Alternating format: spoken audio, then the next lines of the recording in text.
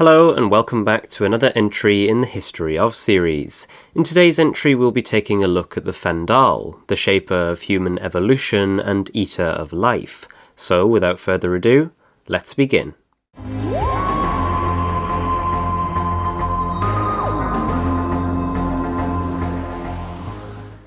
Roughly 12 million years BCE, the Fendahl evolved on the fifth planet, located between Mars and Jupiter. The Fendahl began to kill all life on the planet, including each other. Some of the predators fled to Earth, where they drove the Great One into hiding. When the Time Lords learned of the danger that the Fendahl posed, they placed the planet in a time loop. They also removed all trace of the Fendahl from their records, leading it to pass into legend. However, a single Fendahl survived and was able to escape the planet in the form of a skull. In its travels, it caused damage to Mars, leading to mass extinction. It eventually came to Earth, arriving in Kenya. This skull was able to affect the development of humans in order to produce a species which it could use. The skull was eventually discovered by Dr. Fendelman in the 1960s by discovering a sonic shadow and tracing it back to its source. He brought it back to Fetch Priory in England, which had a time scanner. The Fendahl was able to grow in power using the time scanner, killing several people and possessing Thea Ransom. A local coven, led by Maximilian Style, believed they could control the Fendahl and tried to help it, but were instead turned into Fendaline. The Fourth Doctor and Leela were able to stop the Fendahl by overloading the time scanner and removing the skull, planning to dump it in a supernova.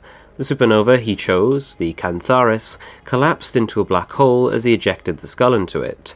Multiple spacecraft, including a group of Daleks that had begun experimenting on the star, Jik Galekska and Raz Callisto, the Eighth Doctor and Lucy Miller, all became trapped in the black hole. The Fendahl, desperate to survive, managed to assert its control over most of the beings that fell into the black hole. It used this control to influence the Eighth Doctor into reverting the formation of the black hole, knowing the scenario the Doctor faced was everyone dies or no one dies. The Doctor was unaware that the Fendahl was one of the beings within the black hole, and inadvertently allowed it to escape. This wound up causing another manifestation of the Fendahl in Kaldor City. Marco Fendelman wanted to resurrect the Fendahl after reading the files on the incident at Fetch Priory. The Fendahl manipulated Gwen Cooper into becoming its core.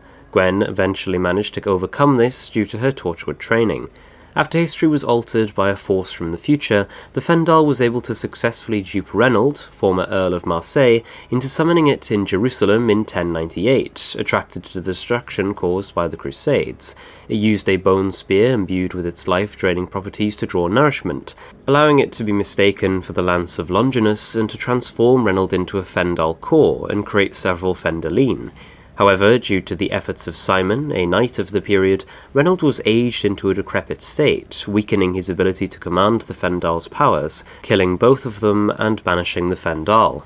During the War in Heaven with the enemy, Time Lords from the Eighth Doctor's potential future had planned to use a fleet of war TARDISes to undo the time barriers around Planet 5 in order to unleash the Fendahl on the enemy, but it was discovered that the Fendahl had been killed when time inside the loop was accelerated, resulting in the last other life form on Planet 5 evolving into a Mimivore, a devourer of concept that had evolved to kill the unkillable Fendahl itself.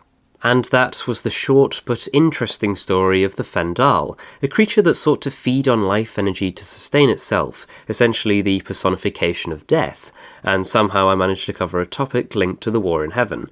But anyways guys, thanks for watching. If you enjoyed, then consider leaving a like and subscribing down below as it really helps out the channel. But, as always, thanks for watching.